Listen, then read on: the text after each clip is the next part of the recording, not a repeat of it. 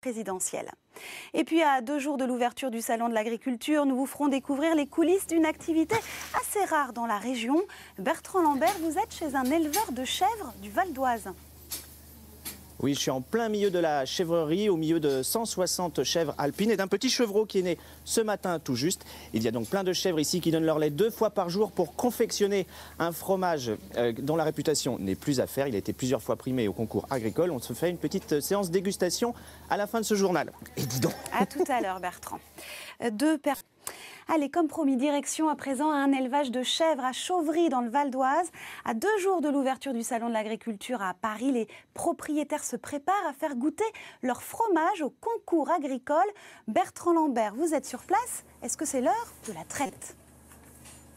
Elle vient tout juste de s'achever, Marianne. Rendez-vous compte, il a fallu 1h30 pour traire les 160 chèvres alpines qui sont ici tout autour de moi. Elles ont donné aujourd'hui 500 litres de lait entre la traite du matin et celle de ce soir. Alors à mes côtés, un éleveur heureux, Hugues Ribiolet, bonsoir. Bonsoir. Alors vous êtes à la tête de cette exploitation depuis 15 ans maintenant. Oui. Qu'est-ce qui vous a conduit à vous spécialiser dans l'élevage caprin, ce qui est plutôt rare dans la région?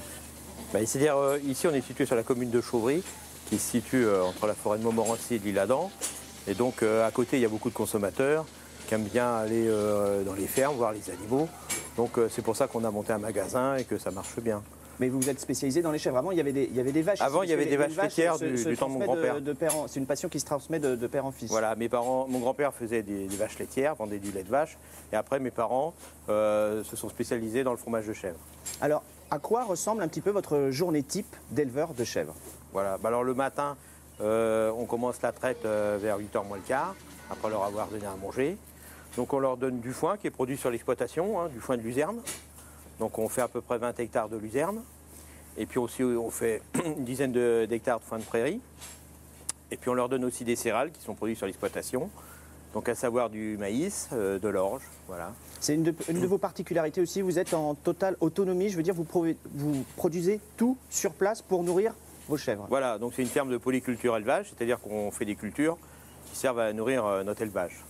Alors une des particularités également de votre exploitation, c'est que vous vendez en vente directe, vous avez une boutique, vous avez même un distributeur automatique qui est là depuis plus de 30 ans, m'a-t-on dit, et vous réalisez 70% de vos ventes directement avec les clients. Voilà, donc étant donné qu'ici on n'est qu'à 25 km de Paris, donc il y a beaucoup de consommateurs qui sont à côté et ils aiment bien venir avec les enfants, venir voir les chèvres, voir les lapins de la basse-cour, les poules, les canards.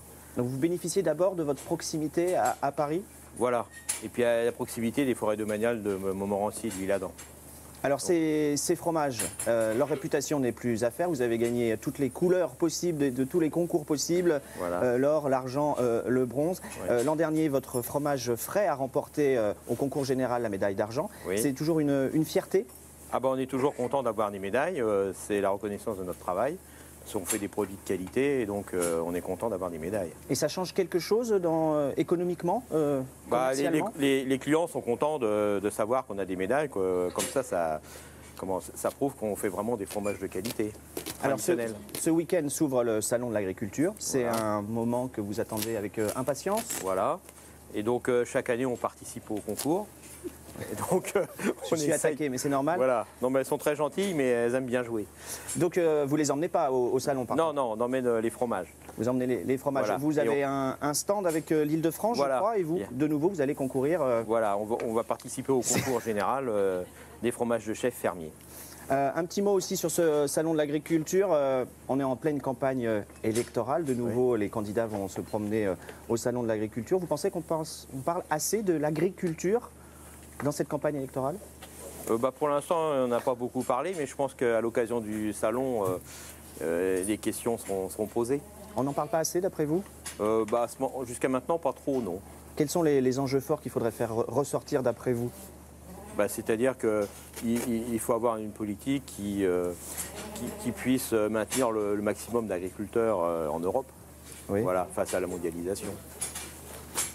Ok, merci Hugues Ribiolet de nous avoir accueillis au milieu de toutes ces chefs, de Fanny et de toutes ses copines. Je vous souhaite un bon concours. Je crois que c'est lundi prochain que vous allez concourir avec votre fromage frais. J'espère que cette fois-ci vous aurez la médaille d'or. Merci, Voilà Marianne, nous Bertrand. on va déguster ces fromages, je vous en ramène un, c'est promis. Ah, c'est gentil, bonne dégustation. Puis faites attention aussi avec les chèvres, hein. Allez, avant de se quitter, quelques infos pratiques. Comme chaque soir, la ville de Palaiseau, dans l'Essonne, recrute pour cet été plus de 60 jeunes de 16-17 ans. Leur mission, réaliser des travaux